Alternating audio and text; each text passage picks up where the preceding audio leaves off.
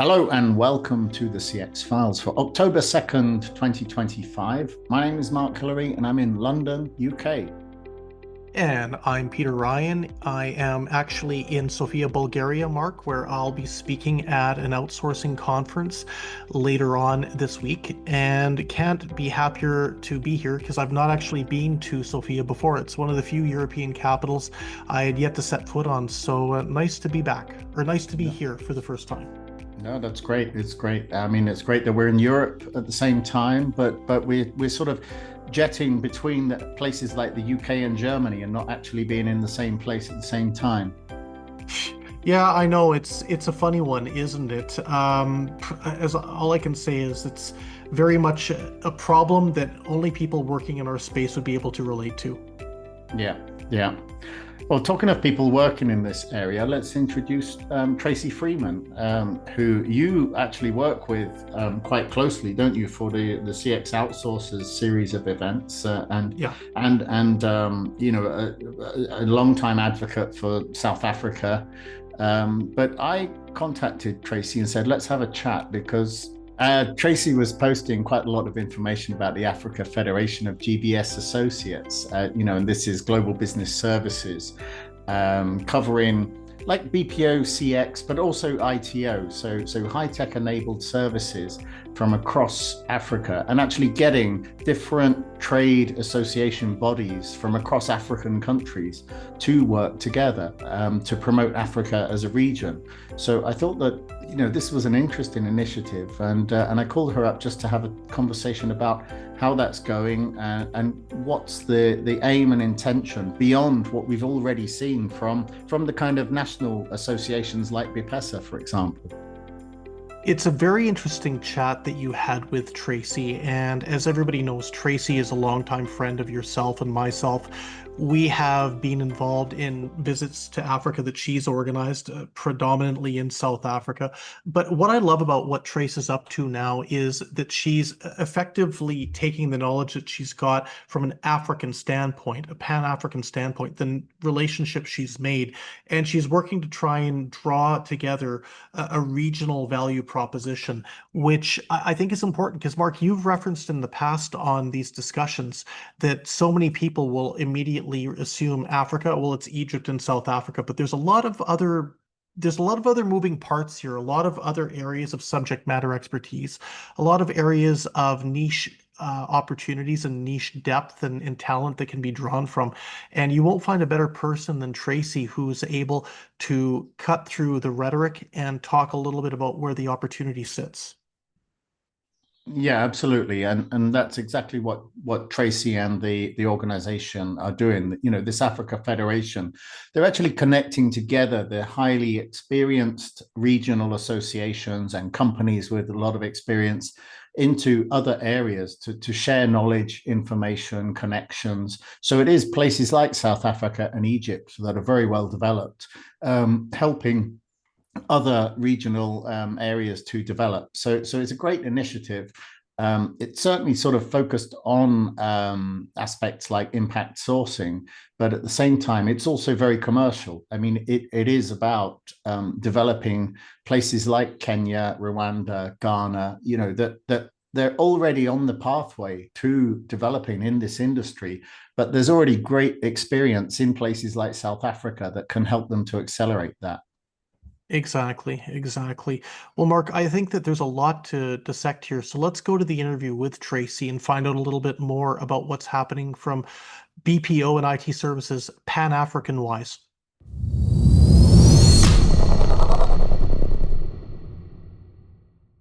Hi, Traci. It's great to get you back here. Now, I know that you wear a lot of different hats, and we've run into each other in a number of different roles over the years. But on your LinkedIn, it says you are a partner and on the secretariat of the Africa Federation of GBS Associates, which is an NGO focused on the promotion of tech-enabled and BPO processes in Africa. So, I mean, give us an introduction to this. How long has it been around? Who set it up and started it, and what was the sort of perceived need for it? Yeah, thanks very much, Mark, and thanks for having me on again. We're exceptionally excited about the Africa Federation of GBS Associations, which we'll just call the Federation to simplify things a bit. It's quite a mouthful, but it's actually something, and I know you've got your own history with looking at this, but it's actually something that we've spoken about for a while. And when I say we, it's Rod Jones, who's known to many. And Mark Angus, who's been very involved in the world of research in the GBS and BPO sector, and myself. So Rod has run masterclasses across a number of African countries. And I know that while he was doing all of his masterclasses, he kept seeing the growth of this amazing, passionate talent, the growth of BPO in countries that we didn't realize actually had some activity. Mark, having been born in Africa as well, has done a lot of research again, and he's probably got the most extensive amount of research across the African continent. And I was exposed to the opportunities through the Digital Jobs Africa project that I ran with the Rockefeller Foundation, which is where the impact sourcing was launched from. That's where it really was initiated. So it was something that Rod and I chatted about probably in 2009 or so. And eventually the three of us, after having actually collaborated in 2009 actually, and launching the first extensive South Africa research piece, we'd worked together on that. So we got together 2024, realized the need and opportunity for this to really help support Africa as a continental destination for GBS, BPO, ITO, and then up the value chain as well, and launched the federation in February of this year. So super excited. As you say, it has been set up as a not-for-profit organization. And it's really there to support the growth of the Africa BPO sector.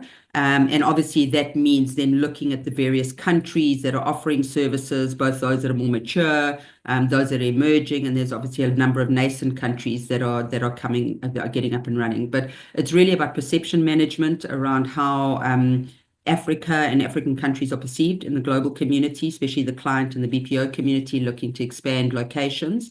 But equally, it's around knowledge sharing within Africa, across the African countries that are playing in this space.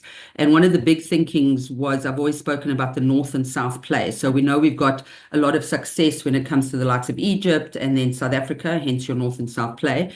And it was really taking that knowledge and literally the learnings and the blood, sweat, and tears over a number of years, probably about 2 decades, that those countries have kind of played in the space, and saying, how do we help support the growth of the other countries so that they don't have to relearn the same issues and errors that we did. So yeah, that's pretty much in a nutshell where it all came from. That's great. That's excellent. Yeah, and I mean, like you said, I had some history myself in this kind of area. I mean, it's about 15 years ago, the UN, actually, the World Trade Center, which is an agency of the UN, they got in touch with me and asked me to do some research on the number of different IT and BPO associations in Africa. So I kind of put a report together talking about them, what they were doing, could we connect them together? And we ran a big conference in Nigeria where we got most of them together, and everybody kind of sat there and voted and said, this is a good thing. We should all work together to promote ITO and BPO in Africa. But it was felt almost as if everybody enjoyed the concept and they loved coming to the conference and talking about it. But then when it came down to it on the ground, it was, countries competing with each other, or even down to the company level. I mean, companies were not there to help each other. And so, once it came down to the contracts being in play, then everybody was competing. So how do you kind of avoid that? I mean, is it because of that sort of north-south thing that you're talking about? There are some developed regions in Africa that are trying to just bring up other regions, or, how do you avoid that kind of dog eat dog sort of mentality once it gets down to business? Yeah, thanks, Mark. And I think that you were just too early to the game. I don't think that everyone is ready for it yet. So there's a couple of reasons why I think that it's been engaged with so positively thus far, and why there's been this willingness by the various IPAs and associations to really get involved and see the benefits of it. Probably the main reasons, and if I just also think about it, one of the main reasons why the timing was right now, just the growth of the global business services and global business BPO sector, globally. COVID was a massive reason for the emergence of Africa onto the global stage, where a lot of potential clients, those that are based in source markets, had no idea, even the likes of the more established countries like Egypt, like South Africa, were offering the services that they do. And COVID really exposed them to that, because they had a necessity. They needed to make sure that their customers were still being serviced, and those countries obviously put up their hands, did so successfully, and they've just seen growth since then because of that, because of the source market. So with that initial exposure into those countries, it obviously exposes them to a broader continent and other opportunities there. Equally, it's looking at the financial strains that global entities, corporations are going through, and they needing to relook where else can they potentially offshore and outsource to.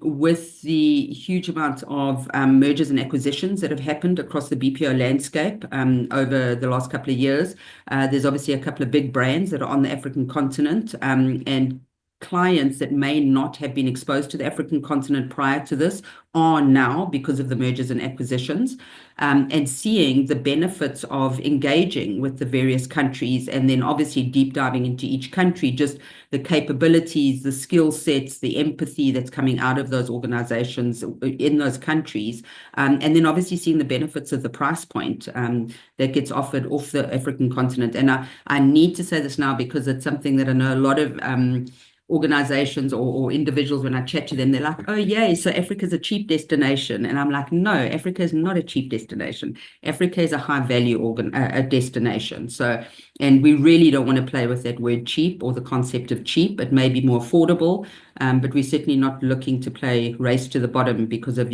price wars and that kind of thing. But to answer your question with regards to how do you manage kind of the competition's healthy. It helps hopefully lift organizations and countries up. There's definitely sort of an African, I want to say, ethic or way of engaging with one another as Africans, where there is this collaborative kind of approach to things. And I think we've definitely seen, especially in the GBS sector, that there's more than enough work for everybody. I mean, at the moment, Africa only services about 2.8% of the global offshoring need, or outsourcing need. And we know that with us having about 1.2 trillion people on the continent, by the end of this year, that's what has been put out there, that there's about 1.2 million, a trillion rather, people on the continent, that with declining youth populations across Europe specifically, or individuals not necessarily wanting to work in GBS or BPO, in your UKs, your Europes, the US, there's a huge desire for young people in Africa to take up those opportunities. So there's a willing workforce that are articulate, that are technically savvy or digitally savvy, that want to take up these opportunities. So we've definitely seen that opportunity. We've seen that growth, and we're seeing that as an opportunity to really help support and pitch and promote the various locations. But what we're also seeing with regards to how do we manage kind of the competition of the opportunities coming in, the Federation itself won't broker deals. It's really about how do we then support the member countries, and through their IPAs or their associations, they would have a standard pipeline sharing model that they would run by, and each country would be slightly different. We do have a workbook on what does best practice look like, which they can choose to adopt or not, but it'll really come down to that inter-country situation. But equally, with the growth that's happened in the last 15 years since you kind of thought about or initiated the opportunity, the BPOs that are now set up on the continent have a multi-country footprint. So they themselves would need to ensure that they are promoting the various countries on the continent that they operate out of, and they will be sharing possibly those opportunities across 2 or 3 of their own locations. So we're kind of seeing that at the moment it's flowing quite well, and it's exciting times, and we'll kind of unpack it as and when it comes up. But thankfully, we've got a great community that's already involved, and they're feeding into how we should be supporting and managing this. Okay, and probably it's worth probably just making a comment there, because you said 1.2 trillion as the population, but I think you probably meant billion. A billion. Did I say trillion? I didn't. Yeah. but even so, I mean, I think that demographic point is interesting, because around 60% of the population of the entire continent of Africa is under 25 years old, which is in a complete contrast to many European nations where, the elderly are actually the fastest growing demographic.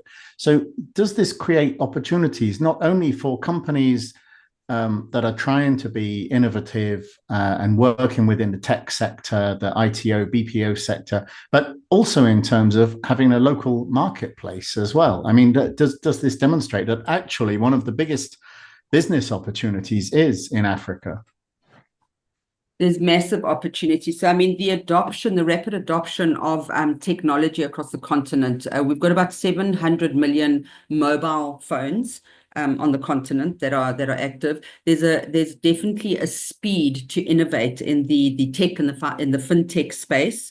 There's a lot of innovations on the African continent that have been globally adopted, which it's actually not known that they were born out of a country in Africa.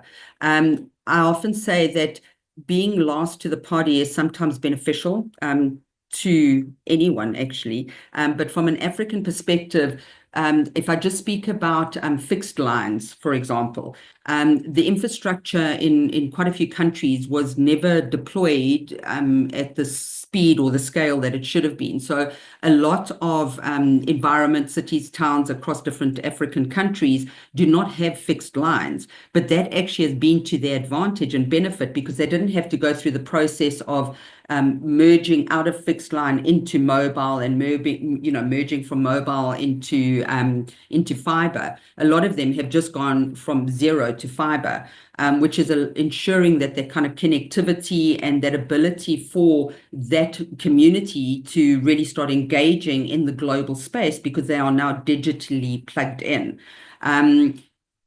I mean, and not unlike the rest of the youth population across the globe, they are growing up as digital natives. But that is their access to information, and they are well engaged with the global community and the source markets that they're looking to service. And as I said, there's a hunger for them.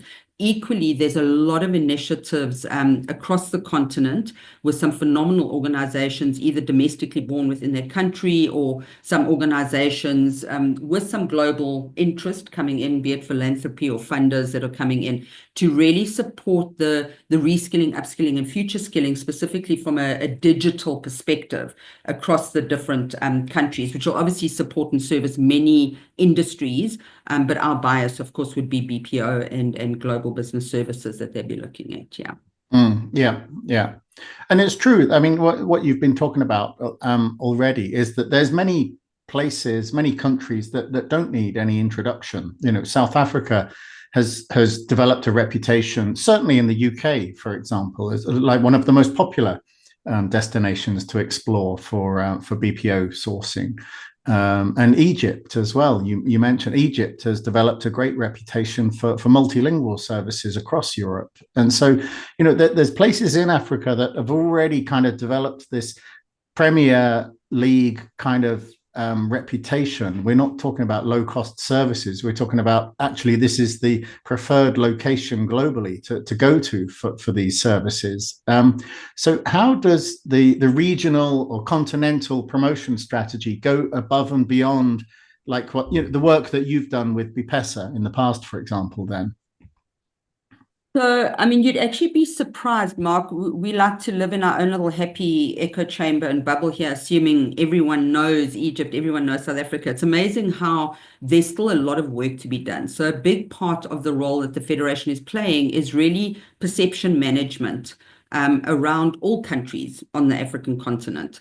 To say, and I mean, I'm often heard quoting saying, Africa's not a country, because it's not, but there is this lack of understanding of exactly how the continent is split up and how many countries are on it and what the infrastructure looks like, etc. So there is still a lot of work to be done. There's obviously advantages to countries like the UK and your Anglophone countries on the continent, which the UK would be more familiar with. And Egypt as well. But there is a lot of work that still needs to be done, specifically into some European countries, but the US, without a doubt. There's a lot of opportunity there, a lot of need, and there's a lot of perception management and marketing that needs to be done there. So, again, there's this amazing collaboration that's happening through the Federation with the various country associations like ITIDA, like BPESA, the Rwandan Association, Ghana, Nigeria, Ethiopia. So those are some of the member countries that have already come on board, where they're really sharing their best practice. They're sharing opportunities that are coming up, promotional opportunities. I mean, there was recently an event that took place in Berlin in May. And one of our SteerCo members, actually, Rolona Rashwan, who a lot of people know, and she represents the Egyptian contingent or membership within the Federation. And she took on the Federation's hat to go and help support, but she was there with a number of other African countries and Federation members promoting Africa as a collective. And then each one of them went and then presented their specific value proposition for their country. But again, there's opportunity for them to share and collaborate. It could be sharing a language requirement across 2 countries, 2 locations. It could be one BPO that's sharing it across 2 locations, or it could be a client saying, well, I want this operator in this country and that operator in that country. So we are definitely seeing the sharing of opportunities and the sharing of knowledge. And from a federation's perspective, we really are here to help support the growth across the continent and the different needs and requirements that each country will have depending on their level of maturity in the space. How can we assist?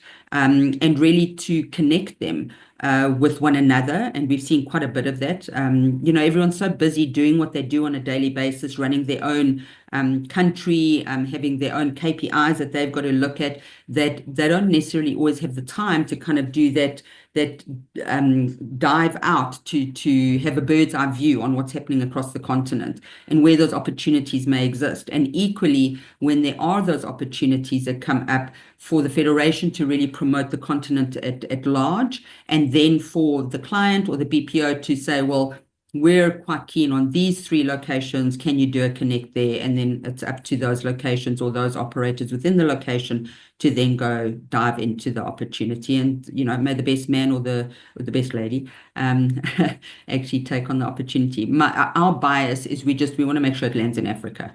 Yeah. And is there then a perception issue? I mean, is it kind of marketing, soft power that the federation level is trying to work on? I mean, I'll give you an example. Every time I see like a Deloitte or KPMG report about technology in Africa, they might be publishing some good detailed information about what's going on, but they'll stick a picture of an elephant or a zebra on the front of the report, and so there's this perception. Like if I went to a customer service manager, based in Chicago, for example, and said, "What do you think about technology in Africa?" Their perception of Africa generally might not actually be of a place with multiple tech hubs. I mean, is that a kind of like a soft power image thing that the federation needs to deal with at an Africa level? It's such a fair point, Mark. And yeah, thank you for raising that. So, I mean, there's I think, multiple reasons. It's still being hung up in previous ways of marketing Africa at large. Africa's not a country, but Africa at large to the global community. And you're spot on correct. I mean, I've got a fundamental issue with what I call poverty tourism, which is something that's often happened. And me, myself, living in Africa, I have incorrect perceptions on certain countries. I'll go into another African country, I'll go like, I had no idea. So yes, we've got a lot of work to do there. We do need to show that beyond the big 5, there's a lot more that actually exists. And I think also Africa at large has promoted itself from a tourism perspective for the longest time. And obviously that's going to sell, right? The tourism aspect. But it's really showcasing the amazing infrastructure that we have, the digital prowess that we have, and really start putting out more of our imagery of the phenomenal world class. I mean, I've seen BPOs across the globe, and really some of the BPOs that I've seen across the African continent, they stand head and shoulders above some of the others that I've seen elsewhere in the world, be it a more sort of mature or very mature market. There really is this intentionality around pulling in best practice, amazing facilities. But again, that's what I'm saying. Sometimes it's better to be late to the party, because otherwise we would have having to be doing retrofits of certain operations. But now we literally deploying fiber. We've got amazing vendor or supplier community that's supporting that, and these phenomenal new builds. And there's a lot of ecosystem partners like property developers that are setting up these fantastic sort of BPO digital spaces in the various countries. Tatu City in Kenya. There's a number of them that are happening across South Africa, and actually going outside of the main cities, the more common or obvious cities. In Ghana, there's been a phenomenal setup down by the harbour. So there's a lot happening across the African continent. But that is exactly it. It's really around perception management, that there's more than just lions and elephants in Africa. And I do know that from the experiences that I've had of bringing individuals into South Africa, as an example, all you have to do is land the potential partner investor in the country, let them put their feet on the tarmac. I see their eyes go wide going, I had no idea. Like, these highways that you've got here are better than what I've seen in Atlanta, or these buildings are world class and your coffee's fantastic. And then just by the way, there's great wine, coffee, and if you want to go do safari, well, you can do that on the weekend after you've done some work. Yeah, yeah. Well, I mean, I've seen exactly the same for myself living in Brazil. Anytime I go to talk to my dad, he has an impression that I live, by the Amazon River in some sort of rainforest. Exactly.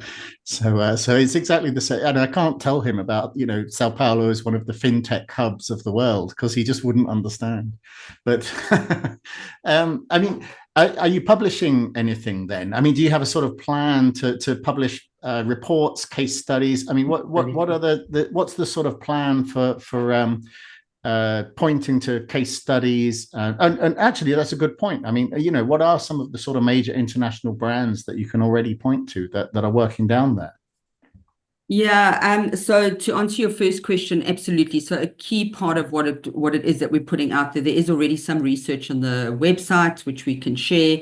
But having GBS World and Genesis GBS with Mark Angus involved, there's a lot of specific country-focused research that we've got. Exactly, a lot of the questions that get asked in an assessment of a country. Where in the world are you? How does it work? What's your infrastructure? What's the political setup? What does labor look like? Skills, availability across the different segments, etc. So really sexy reporting that's come out of the work that they've been doing for a while. So the nice thing is there's a bit of depth. There's a couple of years of history on that research that's been done. So it's really helping to put that out to the global community so that they're aware, but equally to help local community understand the gold mines that they're sitting on, and just the knowledge about their own environment, their own sector, so that, as always, we're all singing off the same hymn sheet. We're all promoting in the correct way. So yes, research is a big thing. The website we're busy with a revamp. Although we only launched in February, there's already a revamp happening, because there's so much more that we can be putting on there. So we've done a couple of webinars already. There's a YouTube channel which will help promote that. There's access to each one of the current member countries, and how to get in touch with them directly should anyone wish to. And we'll continue putting that out there. Also, when we look at actually hosting a global community engagement, we've got the different member countries looking at who will potentially host it, and that'll probably, the intention at this point is to do it the latter part of 2026 or early 2027 as the first one. But there's already engagements between the countries themselves, going to view one another and work with governments, so public-private partnerships. What have you done? How can we learn? And then, sorry, there was a second part to your question, which I've now forgotten. No, I mean, I was really just going to ask as a sort of wrap up, what are the plans looking forward to 2026 then? What can we expect in terms of any new research or any big events that are coming up? Yeah, so I mean, as I mentioned, the event's definitely to try host and support global interest, the local community with showcasing what it is that they have on offer. But what I didn't mention is the way that the federation's been set up. I mentioned it's a not-for-profit. Mark Rod and I are really acting as the secretariat to help sort of launch this, having spearheaded it. But we have currently a steerco that represents the different regional blocks: Central Africa, North, East, West, South. But from there is going to be an actual formal board that is kind of, pulled in. There's full governance structure that's in existence. But equally, we have a global advisory committee that's really saying, this is what you should be doing. Here we see some opportunities, here are some gaps, to making sure, again, that we're not singing what we think is the right song, but actually we've missed the boat completely. So it's really about being collective, collaborative, to bring as many as possible into the opportunity, and then sharing beyond just the BPO operators, but looking at a broader ecosystem, because we do know that for BPO, ITO, it's not just the operators themselves. There's a broad ecosystem that helps them exist, from recruitment to talent to, impact sourcing providers to the actual property, infrastructure, desks, chairs, consulting, etc. So it's really about bringing that broader community in, but working with the IPAs and the associations. And then finally, a big role that we're seeing, besides bringing in the kind of standards that Rod and I have been very involved in over the years, making sure that best practice has been adhered to or suggested to the countries for their operations and the country itself, is helping the countries that have an opportunity to play in the space but haven't set themselves up formally with an IPA or an association. So Rod has actually drafted a handbook on how to set that up. So really help the countries to get themselves up and running. So it's a multi-pronged approach, but it's really just about how can the Federation help and support the opportunities across the African continent to bring investment opportunities into the continent, and then, of course, jobs into the continent. Well, that's fantastic. I mean, it sounds like a great initiative. The best of luck with that. And I think that certainly you mentioned quite a few different links to the YouTube channel and the website, and that we'll make sure that we publish all of those links out with this episode of the podcast as well. So, Traci, thank you very much. Thank you very much for the opportunity, Mark. Appreciate it.